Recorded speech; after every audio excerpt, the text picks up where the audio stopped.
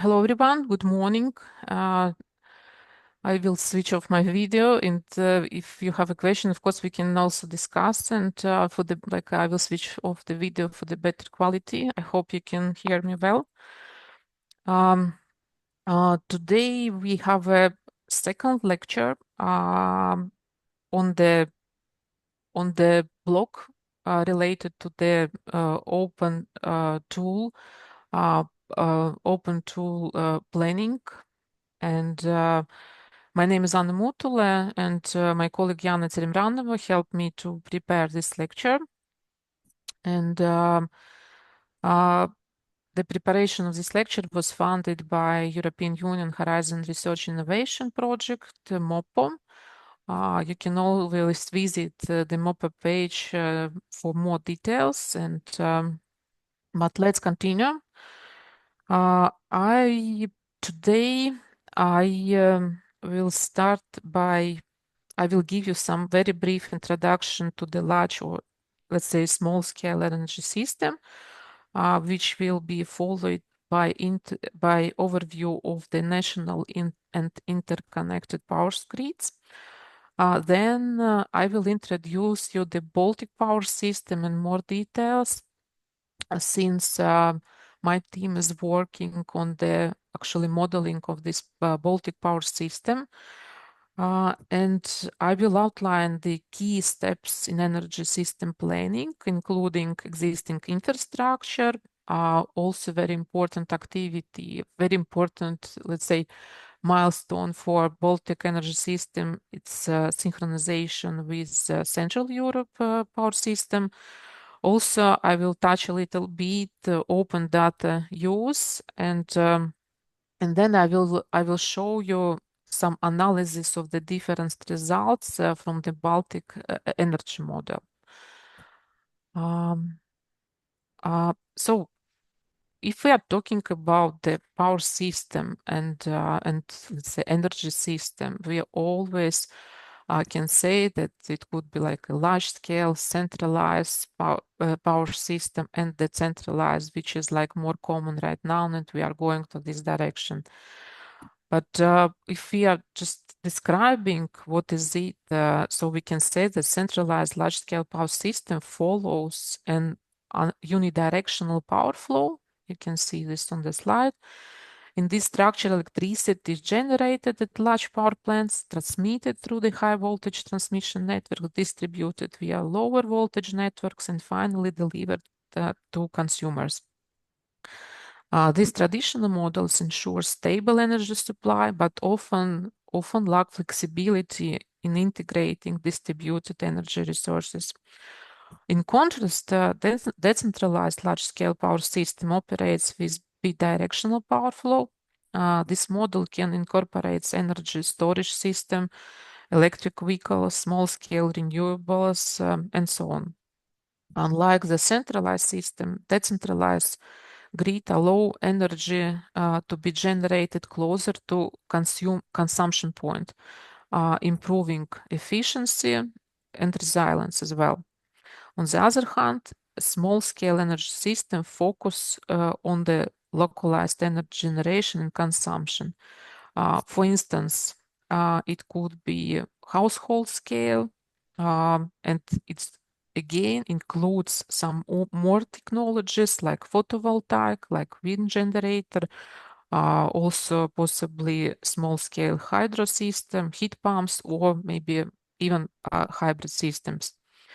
Those technologies enable individual homes to generate their own electricity, and well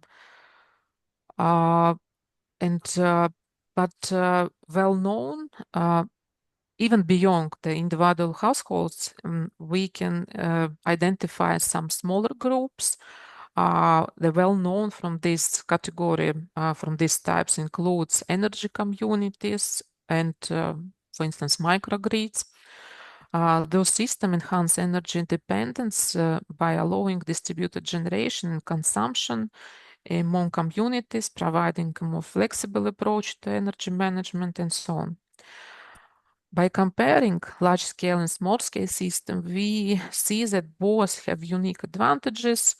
centralized system ensure grid stability, while decentralized small-scale models enhance flexibility and promote very necessary renewable energy adoption. Also, another very important point that European Commission identify and following this process that the consumer also must actively participate in the energy transition by, of course, integrating renewables on the household level. Just another, like a more maybe summarized in detailed advantages and disadvantages of large-scale system. One of the key advantages, once again, the large energy system. Those systems enable more efficient energy production at lower cost compared to small-scale energy setups. Large power plants also benefit from reducing the cost per unit of electricity generated. Another very important advantage is stability. Large-scale energy system, particularly those that incorporate centralized management and load balancing, provide a more stable and dependable electricity supply. This ensures continuous power distribution to customers and, of course, reducing the risk of outages. Additionally, also decision-making in generally more structured and centralized system more beneficial for grid planning and long-term investments. Centralized management allows for systematic assessment on future scenarios and energy security, making easier to ensure reliable energy supply in long run. However, large-scale system also comes with certain disadvantages. One of the major drawbacks is their environmental impact, and also customers in centralized systems typically have minimal control over their energy sources, meaning they rely on decisions made by large utilities or government entities. Another maybe disadvantage is expense. The construction and maintenance of the large power plants and their associated infrastructure, such as the high voltage transmission networks, require significant investments. This also makes large-scale energy projects highly capital incentive compared to decentralized systems. Also, economic feasibility of large-scale project is subject to fluctuations in energy markets and changes in regulation and policy shifts. On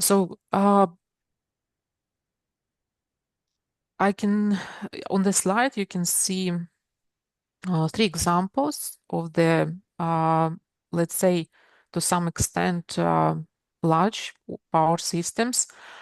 The one is continental Europe. The first one is one of the largest synchronized power system in the world, covering much of Europe. It supplies over 400 million customers across 32 countries, including most EU member states, with over 667 gigawatt of generating capacity and 8 gigawatt of the operating reserve. This interconnected system particularly allows enhanced grid stability, balance supply and demand fluctuations, and facilitates the integration of renewable energy. Another example of the power system, which includes three countries, is the Baltic power system. It is now very recently, just in February this year, synchronized with the Central Europe. It still operates, but it still operates based on the Baltic balancing model due to some technical constraints. As you can see on the figure, so we have only one synchronous connection between Lithuania and Poland. This require really careful planning of strategic infrastructure investments, of course, some regulatory adjustments and technical adoptions to ensure smooth and stable connectivity. As example of the national system, you can see Finnish power system here. Usually when we are planning country power system, so we must focus on the planning of the transmission distribution network, more focus on the domestic generation and needs. Usually national grid strategies must ensure system reliability, also market efficiency, adaptability to new technologies, for instance, inclusion of hydrogen.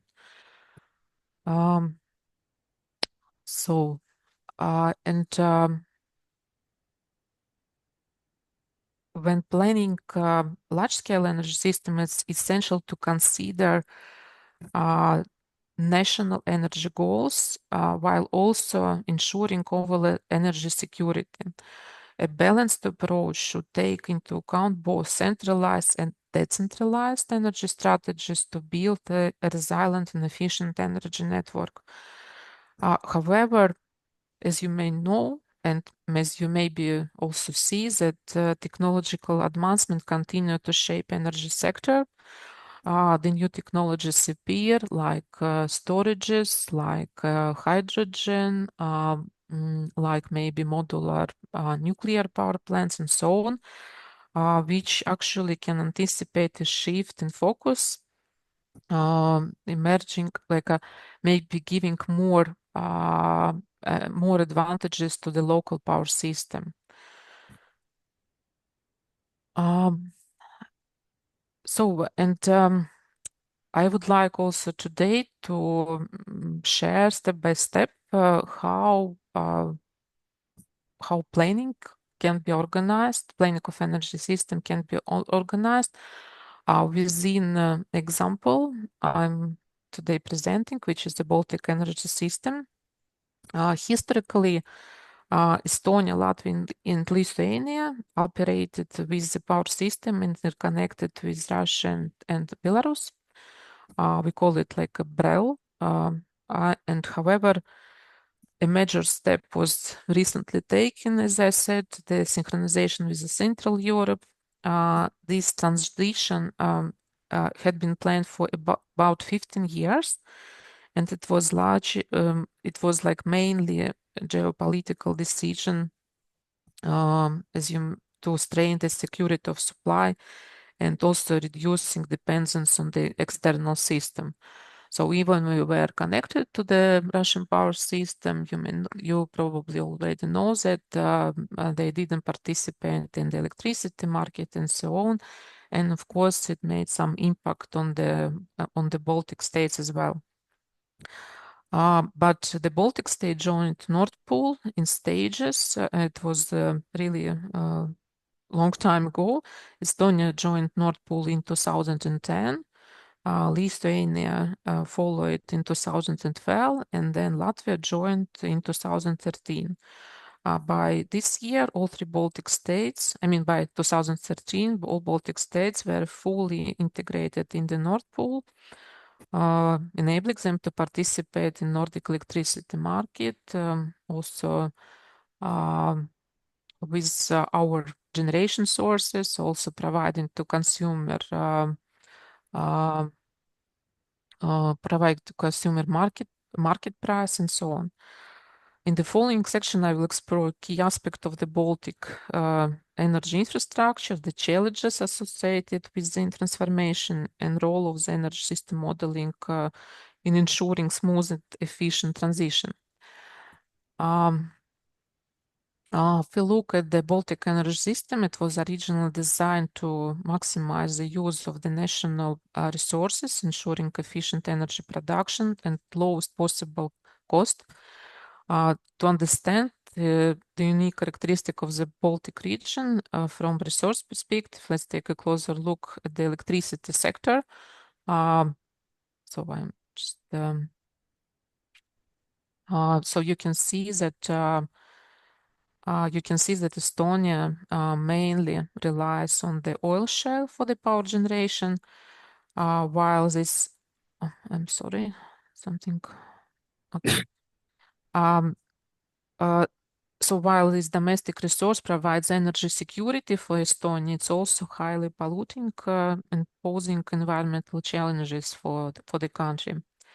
Latvia also historically generates about half of the electricity from three cascade hydroelectric power plants located on the same river, Daugava. This is supplemented by the natural gas and biomass combined heat and power plants, making its energy mix more diversified.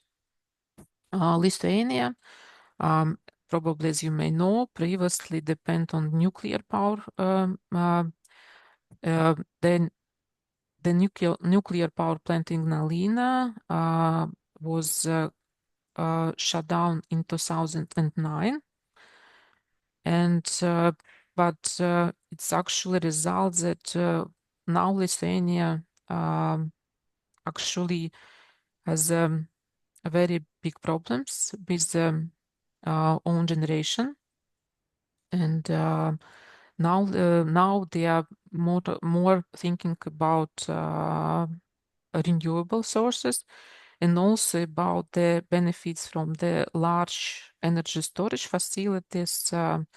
More maybe they are also more working on the development of distribution network, helping to balance like supply and demand on the distribution level.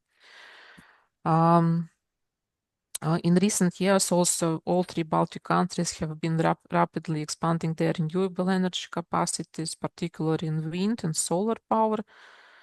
And yeah, and we continue. Just maybe a few more words about the significant milestone for the Baltic Power Grid. On February 8, 2025, Estonia, Latvia, and Lithuania successfully disconnected from the Russian and Belarusian power grids, known as BREL.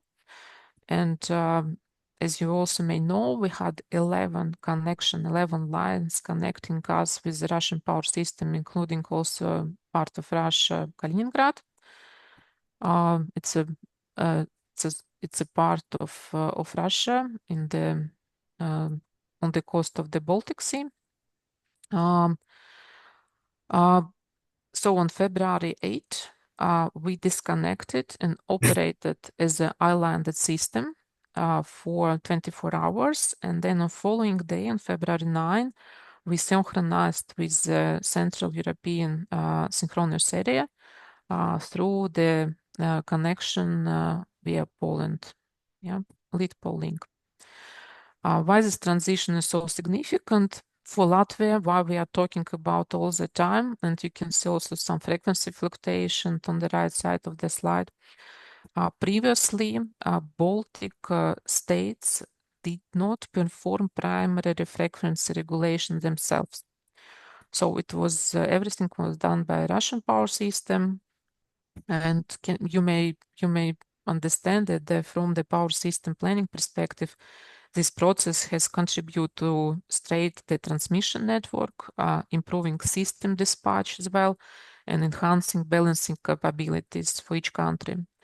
Also, the decision for each country was to independently balance its system. And it means that also each country have to think about the flexible generation sources to balance the power system of each country. So this is also can be planned and managed and organized using energy system modeling. Talking about each country,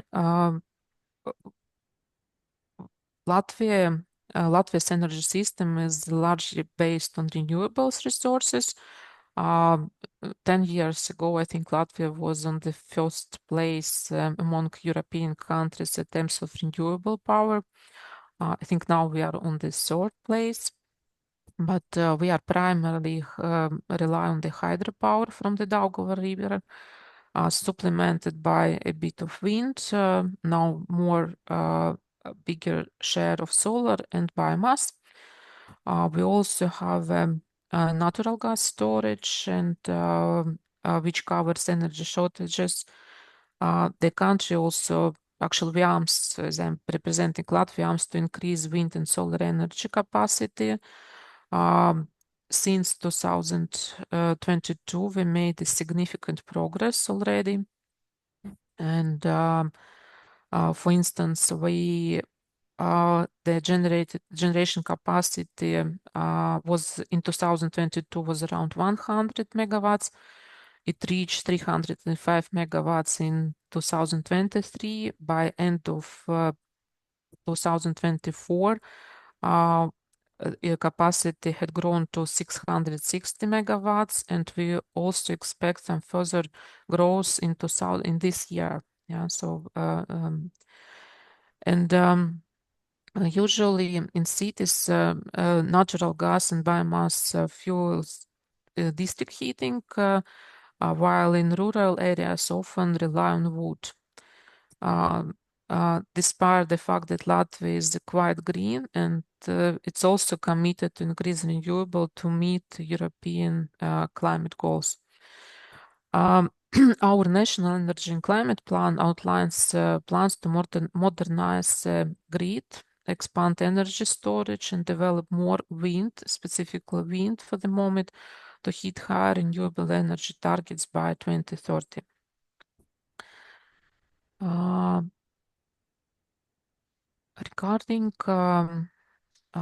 Regarding, for instance, the figure from the 2024, local electricity generation covered 84.6% of Latvia electricity consumption, which is a bit less than in 2023. The remaining 1,074 gigawatt hours was imported from the neighboring countries to meet the demand, the country demand.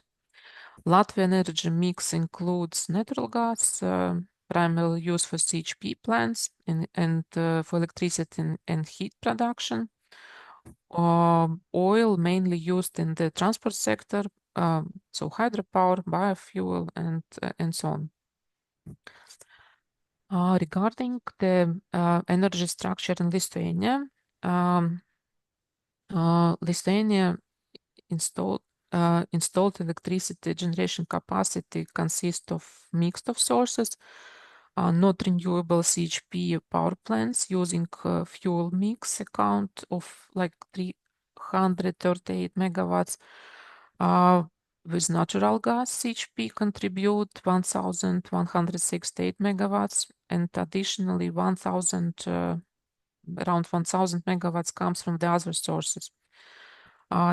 Renewable energy makes up currently for Lithuania a significant share, totally around almost 3,000 megawatts. This brings the total installed capacity of Lithuania to about 5,400 megawatts. Renewable energy has become a very important part of Lithuanian electricity generation. In 2023, renewables accounted like 78% of total electricity production.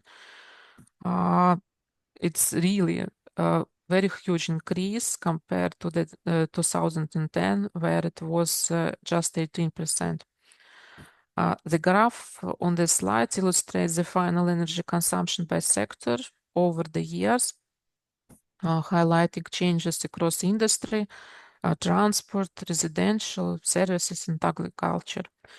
Additionally, Lithuania maintains a domestic refining sector. In 2022, the total amount of refined oil product in the country reached 356 terajoules. This transition towards renewable-based system demonstrate Lithuania progress in achieving greater energy independence and sustainability. So they are trying to cover not more existing nuclear generation.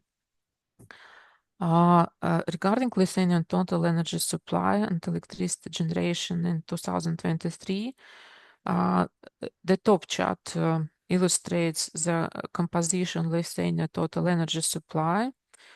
As you can see here, it's that the energy imports accounted for 72.1% of the total energy supply, highlighting that the country continue rely on the external sources. Among domestic energy sources, natural gas 20%, and others like geothermal, solar, wind contributes like 6.4%. Biofuel and waste accounted for 20.4%. The bottom chart provides a breakdown of electricity generation in 2023.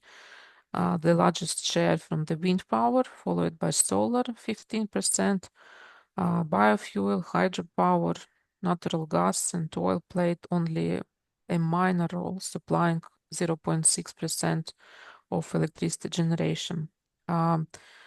Those figures show that Lithuania continues shift toward renewables, with wind and solar making up the majority of electricity generation.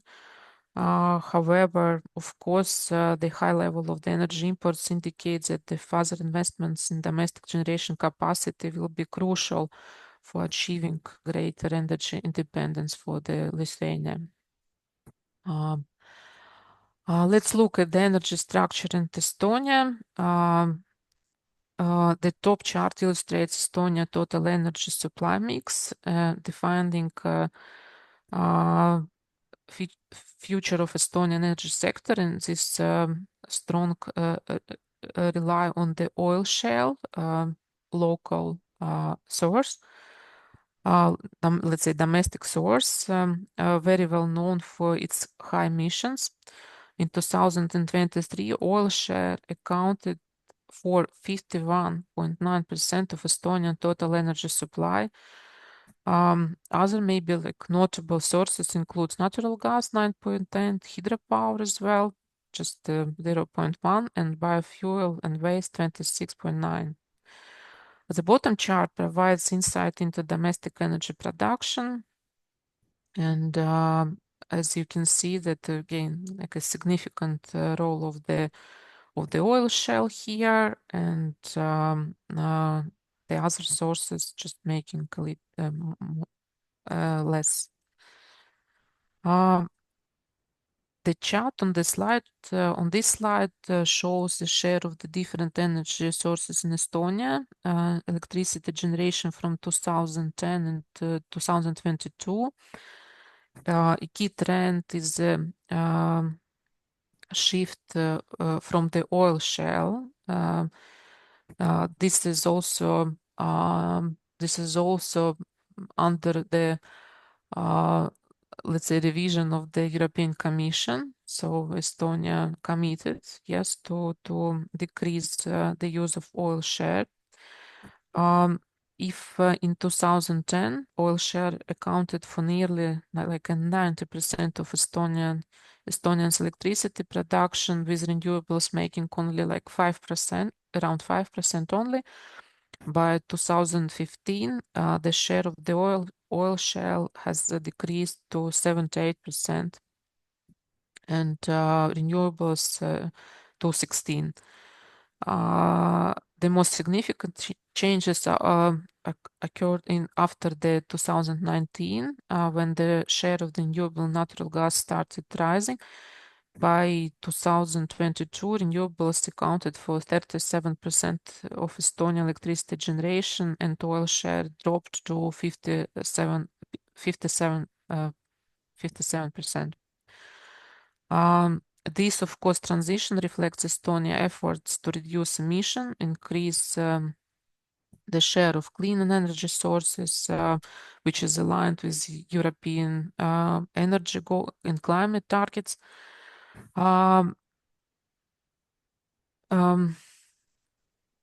and in the bottom of the slide, you can see also Estonian total gross electricity production 2022 was 8.9 terawatt hours, representing 0.3% of total electricity production in European Union. Despite like oil share still playing a major role. Estonia continued to expand its renewable energy capacities. Particularly, they are also looking for the wind development, also, of course, solar power. But there is a running some ongoing, let's say, feasibility studies or even project related to the offshore wind farms in the Baltic Sea. Okay.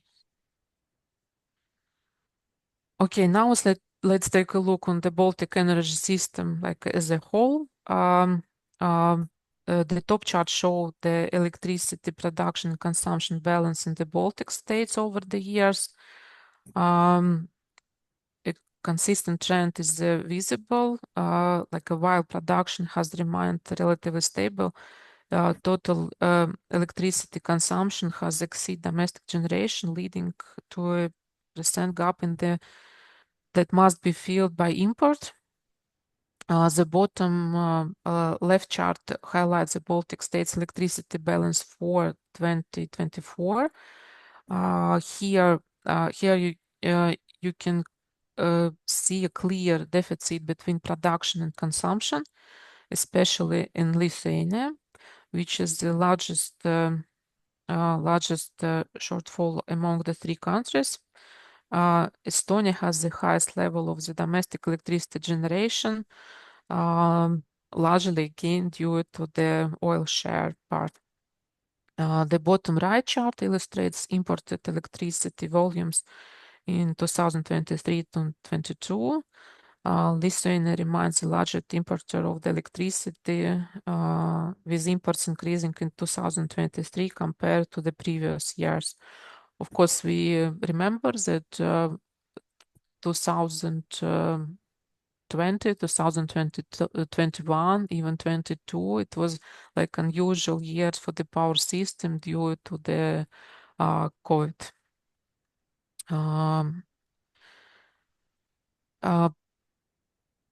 And just looking ahead and thinking about how we can approach the energy system modeling or scenario building for the Baltic states, we definitely need to take a look in the national climate plans for the whole countries, for all countries.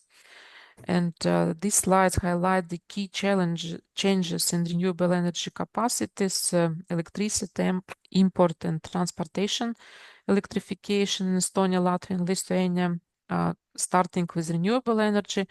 In 2020, solar power capacity in the region was just 0.1 gigawatt.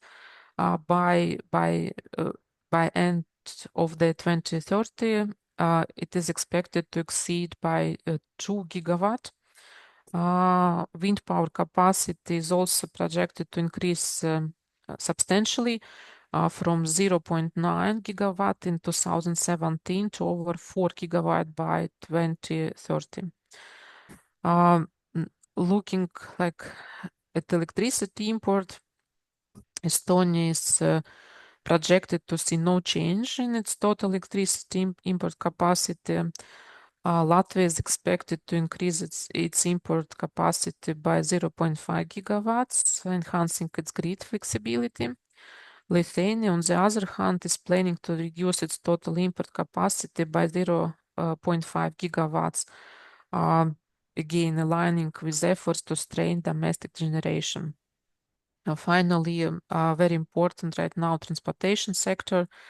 In 2017, electric passenger transport accounted for nearly zero for the Baltic states, but it's growing rapidly, and it's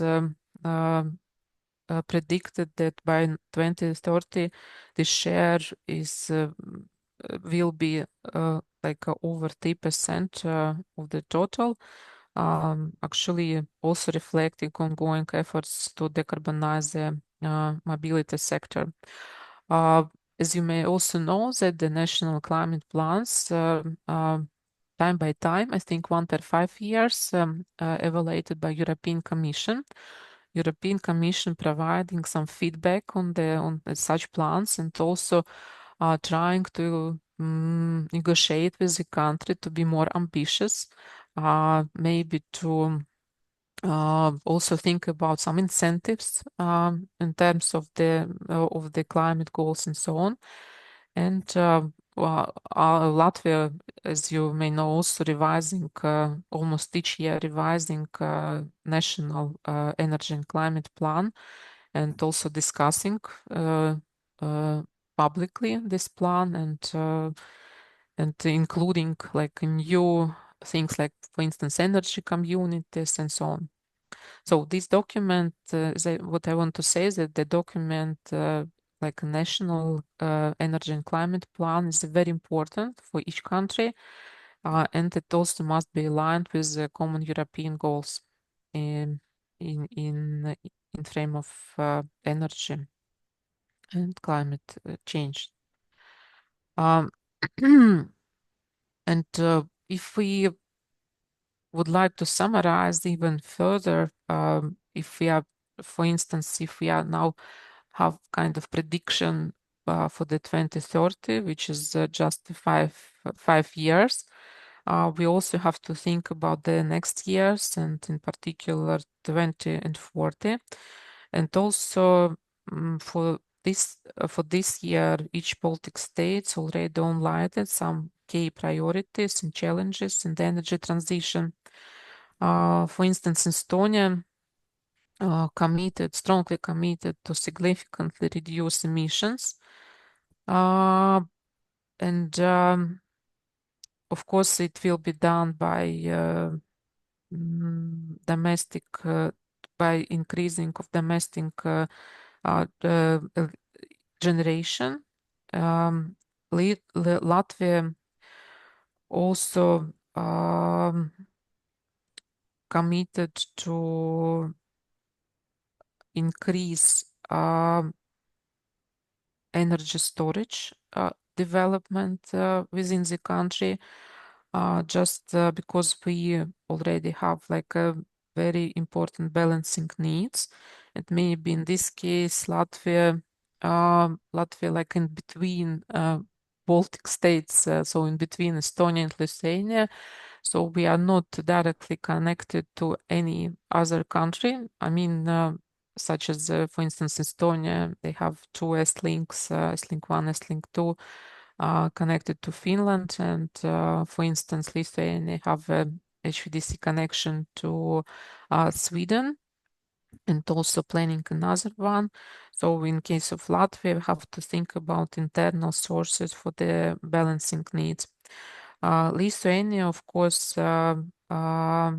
plans to increase also domestic electricity generation, um, just to reduce dependence on the imported or fuel or electricity. A key maybe strategy involves also for Lithuania involves expanding the use of hydro storage, because historically close to the Ignalina nuclear power plant, they had Kronios pumped hydro storage, and they want to continue to develop it to make it more efficient for the like a future system, because it's a kind unique for the country, and of course they want to keep it as well.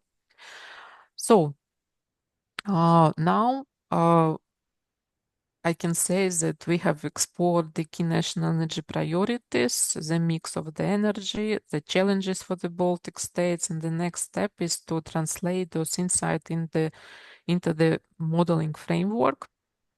By following section, I will go through the process of building a model, discussing the key assumption maybe, and data inputs required to simulate the system, and so on. If we, I just want also to say here that within the MOPO project, we are working with the SpineOpt tool, and as well as the SpineOpt is continue to improve by the project members. The VTT also had another open tool which calls Backbone, and in several like years ago, maybe 5 years ago, we use this tool also for the energy system planning. On the right side, you have here also mentioned the a source where you can read about this let's say modeling process, and also you can find also information on GitHub and everywhere, and somewhere on VTT, maybe a web page on the Backbone open tool, more or less for the same purpose. It's organized a bit maybe different, but like the main goal, how the process are organized, it's very similar to the use of the SpineOpt, the tool which you are considering for the practical task. And just in general, if you are building a model, it should provide the comprehensive representation of different sectors within the energy system, including power generation, electricity grids, district heating networks, transport sector, also maybe such different sectors like building energy demand, including residential, commercial, and public sectors. We also can build a model like maybe including if we are talking about the country level, so we can divide country by two nodes. The one node can be, for instance, for Latvia, it could be Riga, which is the capital city for Latvia, and another one node, or another one, like a node can be other uh, other territory of Latvia, excluding Riga city. Oh, sorry, I'm just looking at diagram. I would like to explain that layer A represent the energy supply side, including all kinds of renewables, large heat pumps, thermal power plants, and so on. This layer also actually connects to the electricity grid and industrial demand. Layer B focuses on heating demand, covering residential, commercial, and public buildings, along with other heating needs. Layer C represents the transport sector, accounting for electric vehicles, hybrid cars, and also conventional passenger transport. Um, uh, and Now there is some key features of the model to be used for optimizing the Baltic energy system. For instance, multiple energy sectors are integrated, covering electricity, heat, and transport, so it is important for energy modeling. It could also works on the local, national, and regional scales. It depends on it could actually reflect the different energy dynamics, as I told you, so we can model, for instance, one city as well. It's also support investment planning and capacity expansion for the future infrastructure needs, and also enable operational planning and scheduling for efficient resource management. Um, Now, we have outlined the basic characteristic of the model structure. In the next steps, we need to develop a baseline scenario, a link to a year with complete data for all sectors. Now I'm talking saying complete data. It means that we really need to have a year for which we have all data available in the statistics, in the bases, and so on. So it will make easier the way how you build the system, how you collect data, and so on.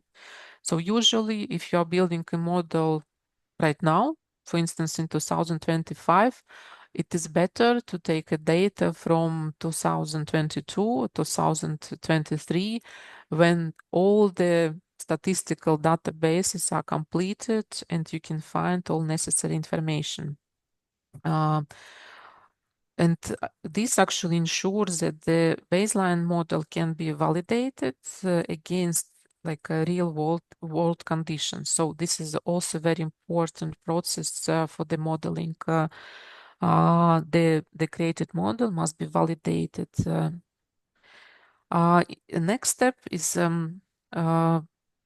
actually its creation of the different scenarios to identify optimal energy transition pathways.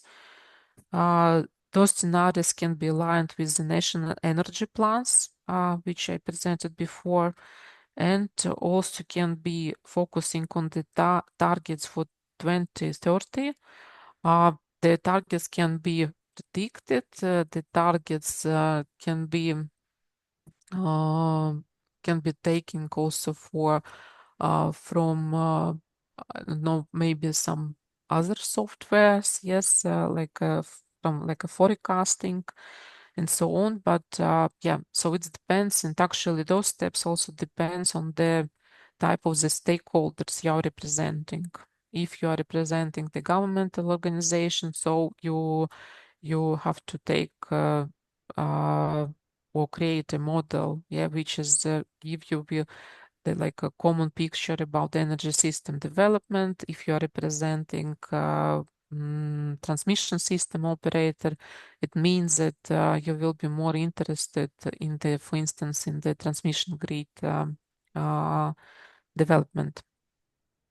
Just to remind you, uh, you also, it was like this structure, or this may be like a structure or elements were presented in the in the previous lecture. So we have three types of elements in the spine node. It's nodes. Each location and energy vector can be represented in one or more nodes. For example, an electricity grid can be divided into two multiple nodes, such as the for instance, West, Central, and East, or in case of Baltic states, Estonia, Latvia, and Lithuania.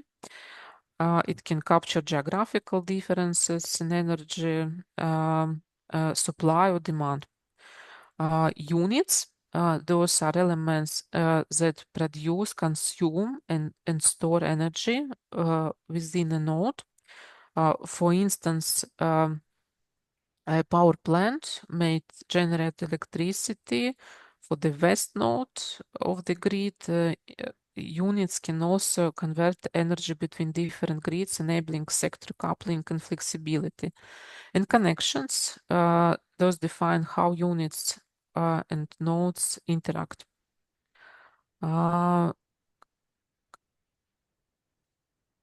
Okay.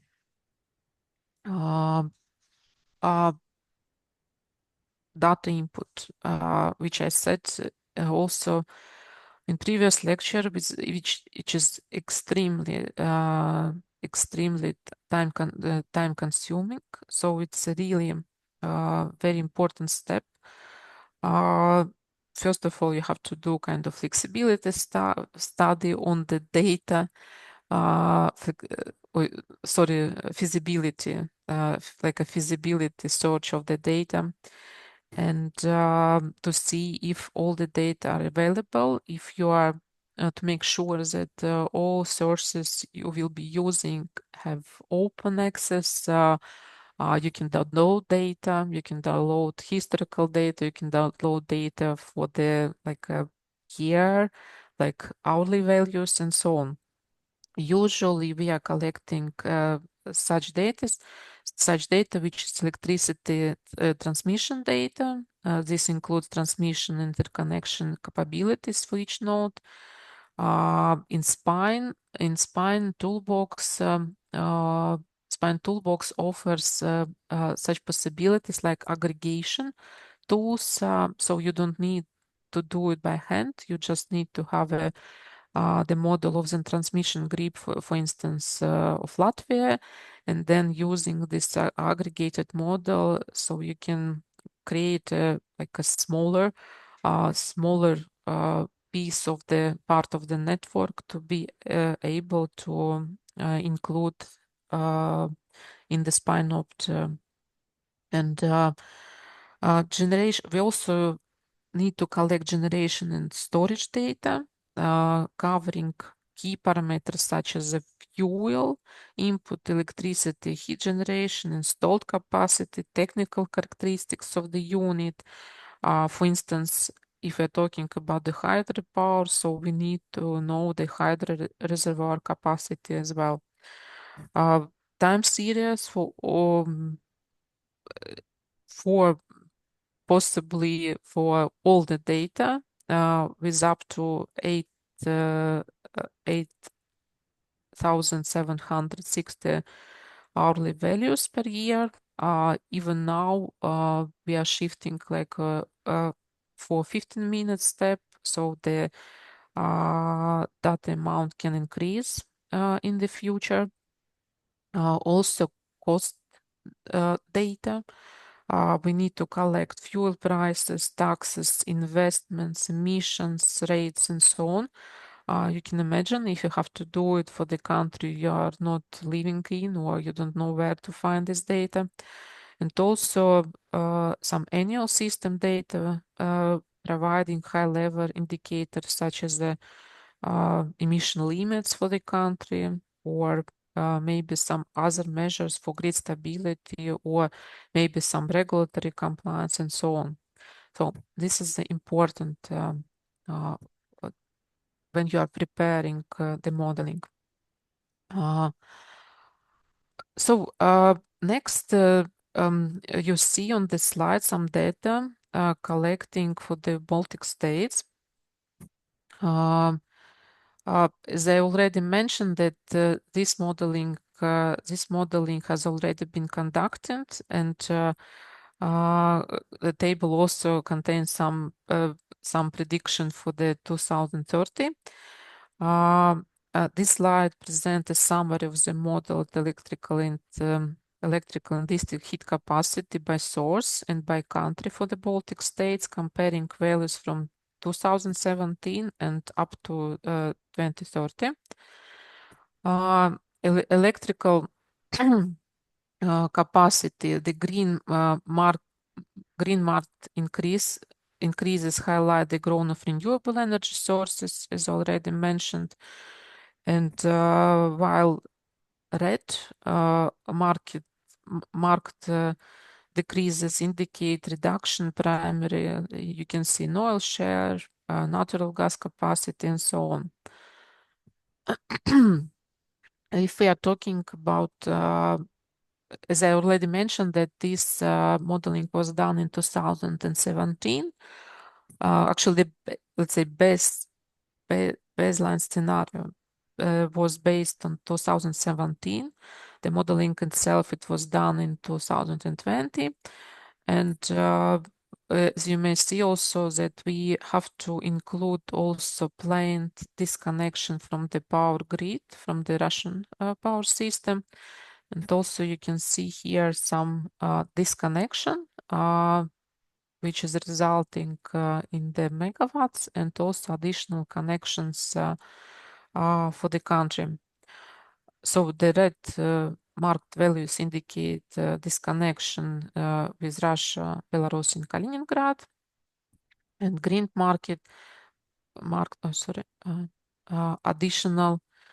additional connection being developed, such as increased capacity between Lithuania and Poland, supporting energy security and actually making this connection with the Central Europe.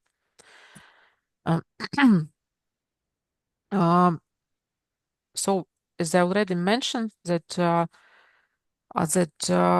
data inputs take a lot of time, and I would like to go through like the main sources of the data we are using for the modeling. The one very important and very informative is the NSOE transparency platform, which actually provides real-time and historic electricity system data across Europe. it serves as a key resource for assessing information on electricity generation and demand by country, transmission capacities, which is also important, and cross-border flows, also market prices and balancing mechanisms. For instance, if you are navigating and you're looking for the load, you have to click on the load, then you can choose, for instance, total load day ahead, actual. Then the next step for you using this sorry, I have some delay in my computer. So it must show that you have to register. There is the free registration required using this transparency platform. So and then you, after this registration, you will be able to export some data for, I don't know, particular date, time, and so on. So everything can be found here. In addition to NSOE transparency platform, I believe that you use this database very often. It's a renewable in India database, which actually allows user to simulate hourly power output from the wind and solar power plants located anywhere in the world.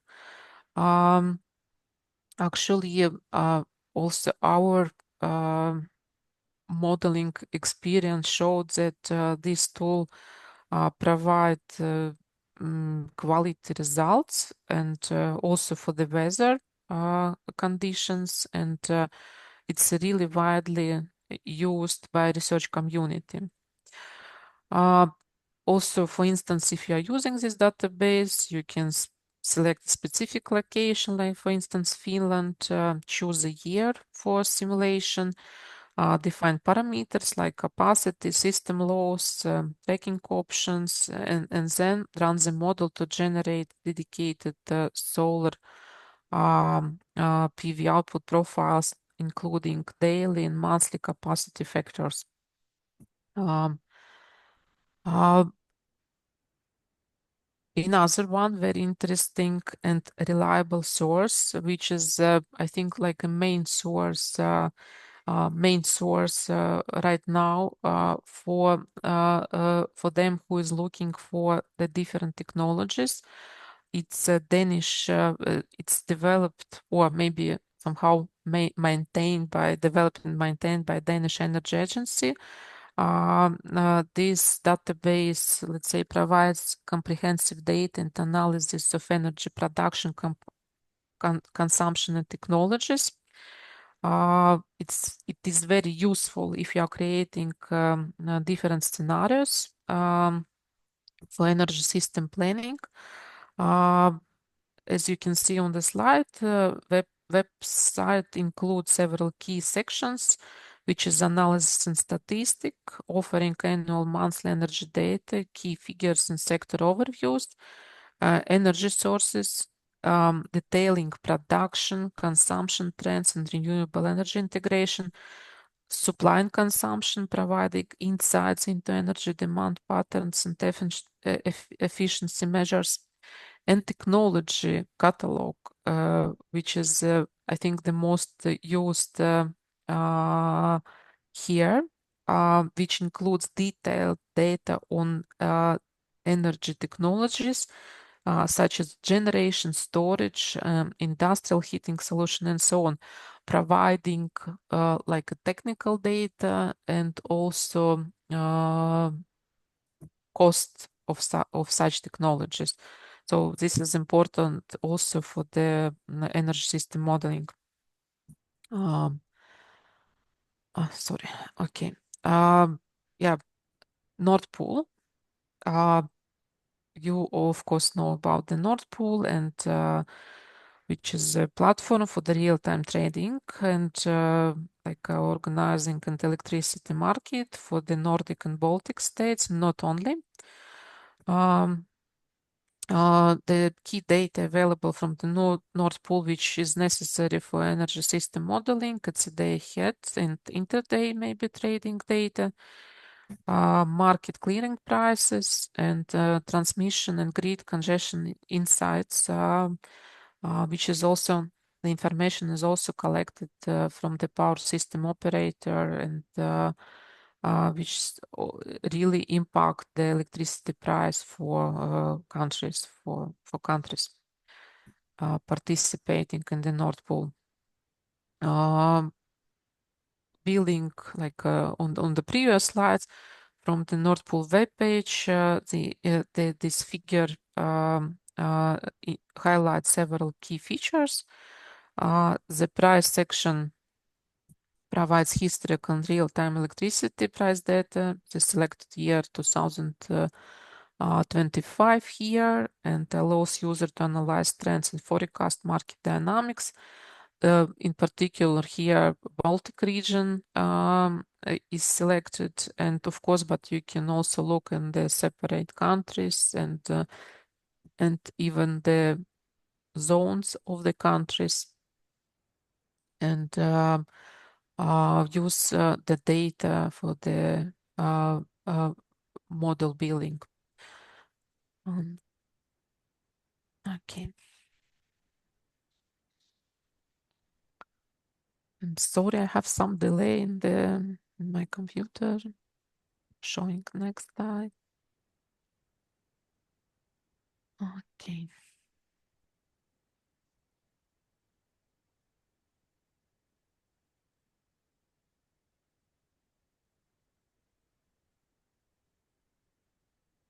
Okay. So another one information source, open data source, it's MERA2 is a global atmospheric database produced by NASA. It provides data beginning in 1980. In the Baltic Energy Model, we combine some data sets related to renewables and also technologies taking from the Danish Energy Agency, and using the time series for wind and solar for this database. So sometimes, specifically renewable Nina, you can find sometimes data for some countries, for some areas, you can find data only by 2019. It means that you really need to find another way how to model future for the next years, and the combination of MERA2 and Danish Energy Agency technology database can be used also for such purpose. Okay, so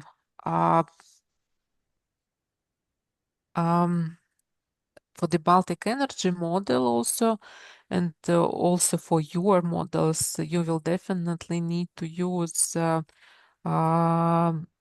statistic. And this is very interesting because for the Baltic state, just the 3 states, 3 countries, but what we find out that all the statistic database differ, and it's really became difficult to find the data, even for the like a single country. Is shown in the slides that Latvian National Statistic webpage provides information on energy balances, renewable energy sources, and energy prices under the statistical database section. Lithuania statistic platform includes annual energy indicators covering primary energy consumption, fuel use, and sectoral energy trends. And then Estonia's database offers insights into energy consumption and production, along with broader economic and industrial statistics that influence energy demand. So to build a model, you really need to find the common things here. You need to find the tools which can be used for data interpretation. So this is only also another one challenge when you are modeling and also create an open access tool. Because this process, of course, it's better if it's automatized. So you definitely can just download the data and you can interpret it in the way you need it to be used for the model. So this is the this step is very important. Okay, so I have again delay in my computer. Um, okay, so now we need to just to say a few words about the constraints. In most cases, users also want to define additional constraints to ensure that the model accurately represents the real world conditions and operational limitations. The most important constraints for the energy model can be unit capacity, which defines the maximum power output of generation unit, energy conversion efficiency, ensuring that losses in the power generation and transmission are properly accounted. So we need to have the difference, which is the results in the losses. Additionally, the model can incorporate other constraints such minimum reserve capacity, ensuring that a sufficient backup is available for each time step. Minimum inertia limits, which is the critical for grid stability, maximum or ramp up or ramp down rates. For instance, investment constraints, setting maximum minimum limits for deploying new technologies, and also fixed generation constraints, ensuring that specific units operate at a predefined level. It is important that those constraints reflect real system condition. If constraints are too loose, the model may produce overly optimistic and unrealistic solutions. If constraints are too strict, the model may overlimit flexibility. So this is also must be taken into account. Now we have covered main parameters and constraints, and we can take a look at the overall structure of the Baltic Energy System model. This diagram represents key components and interaction within the model structured for each country. For instance, the energy supply side includes power and heat generation units, the electricity grid and district heating network, handle energy distribution, integrating heat pumps, battery storage, and so on. Also centralize actually heating system energy demand into buildings, transport, and other sectors, with also a prediction by 2030 transport electrification separately, and so on. So we can build a very detailed model. We can separate all the sectors here for each country. We can divide the country by several nodes representing different regions of the country or like main cities. So this is a model, how complicated it can be, how connections can be built also, and yeah, so this is how it looks, and how energy modeling can be done using such tools. Um, about the results which can be obtained from such model, the Baltic, in case of the Baltic, we have set it or maybe identified a wide range of output indicators, which is grouped in different categories. For instance, flexibility indicators such as the loss of load, reserve shortages, variable renewable energy curtailments, and so on. Also very important for the Baltic states is the unit dispatch, tracking the hourly operation for each generation unit, transmission between nodes, showing the hourly usage of transmission lines for energy flows. Also, the cost analysis can be done, including OPEX and SAPEX cost for generation capacity, transmission and storage investments.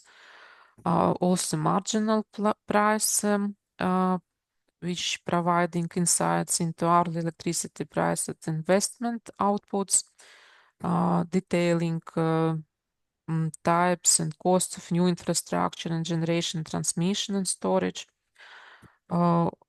Also, beyond those standard outputs, the model offer additional feature can offer additional features like feasibility testing of different technologies and generation mixes. So we can extract one technology like was on the model, like for instance, separately hydrogen for, let's say, 3 Baltic states, and we can do like a flexibility. We can do, sorry, not flexibility, but feasibility testing for such technology and its impact on the Baltic states. We also can, for instance, find or optimize, let's say, placement of new generation or new storage or maybe new transmission line. And also we can vary key technologies such wind, solar, batteries, heat pump, and so on, like building, getting the results and for the modeling. And data validation is, I already told you, so this is a very important, crucial step in for the energy modeling. This slide presents a comparison actually for the model we have built it for the year 2017. And you can see that it's a more or less accurate and consistent model, which of course can be continued to use, and we can build on this like a baseline scenario, new different scenarios for the next years. So scenarios and the results. Following data validation, we are building a scenario, or we are kind of doing scenario analysis, where we assess how the Baltic energy system could evolve by 2030. Like the chart represents electricity generation by source for Estonia, Latvia, and Lithuania, contrasting 2017 data, comparing 2017 with 2030 reference scenario, which is the base of the national energy plans. No, again, we can see significant increase in renewable energy sources and decrease in fossil fuels, bad generation, and so on. So this is a kind of representation of the data. Expanding more on scenario analysis, we can go more into details, kind of like a breakdown of annual electricity and district heat generation by source. On the left graph highlights changes in the electricity generation. We see a notable increase in renewable energy sources again, particular wind, which is very important for the Baltic state right now. It's under development right now. In the right graph, focuses on the district heating generation, showing a shift from coal and natural gas towards biomass, waste, and heat pumps. The heat pumps also very important direction for the energy sector in the Baltic states, and we are also increasing the use of heat pumps. Uh, uh, uh, as we continue analyzing like a scenario results, these particular slides additionally showing the needs for Estonia to meet the future energy demands and ensure system reliability. Again, so what Estonia can model here, it's actually it relies on oil shale, which counts like 1.3 gigawatts of its electricity generation capacity. So and key findings here, uh, how to overcome this is the battery storages to be used within the system, also increase biomass in CHP and with a low additional cost. And the graph presents like a various model option for the new capacity, comparing cost within Estonia and across of the Baltic system. Potential investments again in the batteries, biomass, gas turbines, and maybe somewhat transverse transmission lines and so on. Another view from another viewpoint for the results to Latvia, we are now examining how increased wind capacity influence the operation of large combined heat and power CHP units, which is one of the main sources right now in Latvia. And we can see that additional wind capacity significantly reduced electricity imports, improving Latvia energy self-efficiency. Large natural gas CHP units in Riga see a decline in their operating hours, falling below 1,000 hours per year, which is also maybe very important for Latvia. But another probably point that commercial operation of the large CHP plants become more challenging as well. But now it's like for the moment, it's one of the main sources for the Latvian energy system. Another view of the results. Lithuania, if we analyze energy system for Lithuania, the main point is to include a lot of variable renewable energy sources by 2030. And key scenario shows that renewables could account for up to 80% of total power generation for Lithuania, and actually 55% of total electricity demand.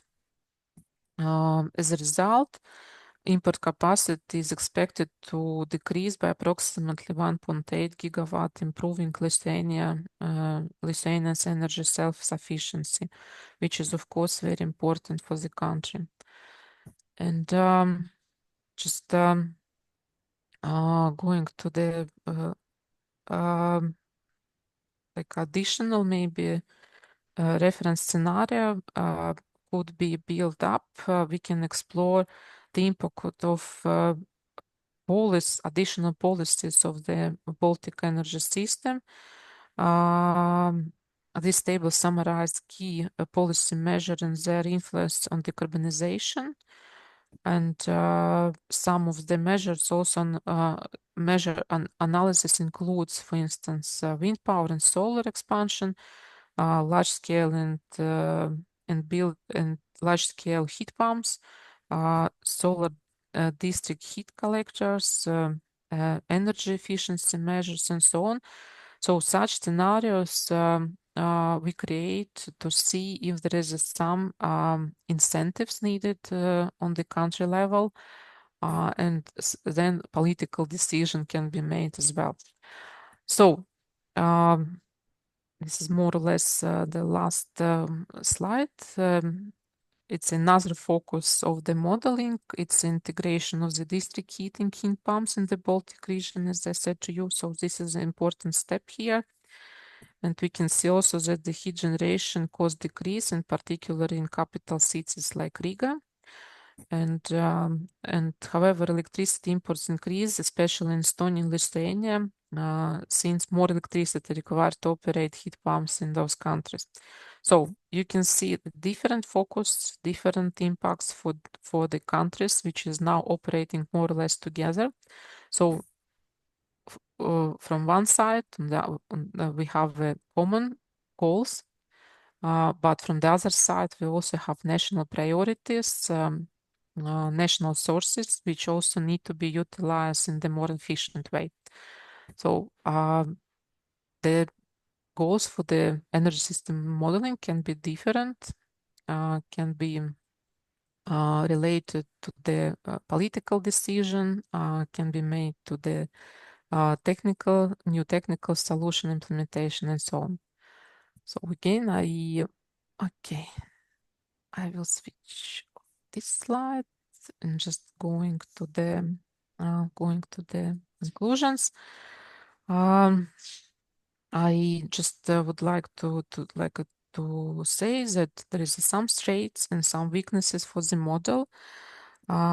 Despite this limitation, the model, it's a very powerful tool for energy system planning, which can provide valuable insights into cost-effective decarbonization, a flexibility strategy, investment optimization, as the whole Baltic region, as well for each country in separate.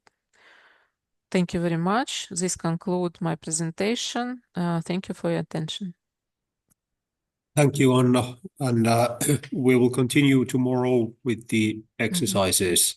So everybody make sure that you have the relevant data available that is presented in the Moodle page. But if you have any questions, so you just also maybe send email to Henrik as well. So if you have any questions, please don't hesitate to raise them, because in the chat I don't see anything right now. But yeah, okay. Thank you. Yeah. Have a nice Thank you, day. Anna, and we'll see you next week. Yeah, once more. thank you. Bye bye.